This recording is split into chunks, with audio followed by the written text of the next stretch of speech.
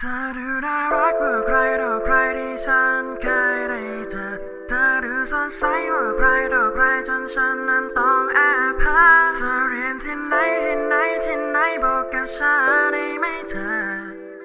ทำฉันเพ้อคิดถึงแต่เธอเพียงคนเดียว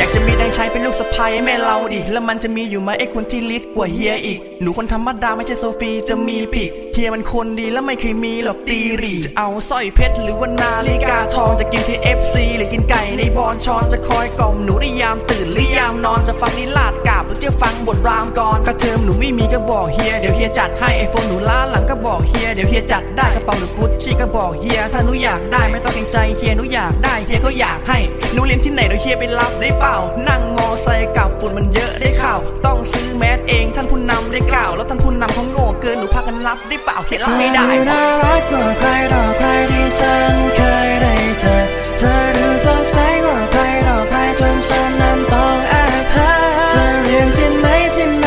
นบอกกับฉันได้ไหมเธอทำฉันเพ้อคิดถึงแต่เธอเพียงคนเดี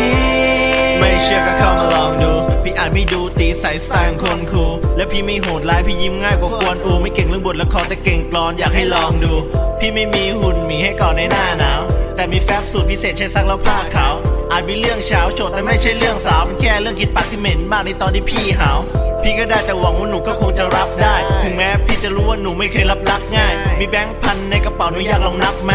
พร้อมแล้วค่อยบอกพี่เดี๋ยวพี่จะซ้อมเรียกที่รักไว้ใครต่อใครที่ฉันเคยได้เจอเธอดูสดใสกว่าใครต่อใครจนฉันนั้นต้องแอบหาเธอเรียนที่ไหนบอกกับฉันได้ไหมเธอทำฉันเพ้อคิดถึงแต่เธอเพียงคนเดียว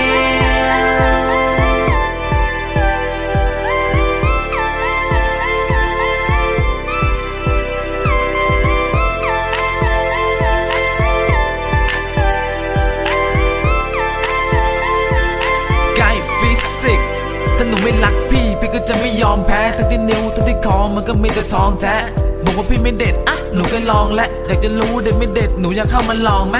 เงินที่พี่มีอยากให้หนูมาช่วยใช้ถ้าข้าวหนูไม่กินหนูอยากลองกินกล้วยไหมนี่มีเท่าไหร่เข้ามาให้พี่ช่วยใช้เข้ามาช่วยใช้เงินพี่หนูพอจะช่วยพี่ได้ไหมไม่ต้องบอกว่ารักแค่บอกเลขบัญชีมาเดี๋ยวพี่โอนเลยไม่ต้องทำเป็นลีลาเงินในบัญชีเลขมันวิ่งอย่างกีถ้าเขาแบบว่าเงินเยอะกว่าผู้ชายที่หนูเคยมีมาเธอดูน่ารักกว่าใครต่อใครที่ฉันเคยได้เจอเธอดูสดใสกว่าใครต่อใครจนฉันนั้นต้องแอบหาเธอเรียนที่ไหนบอกกับฉันได้ไหมเธอทำฉันเพ้อคิดถึงแต่เธอเพียงคนเดียว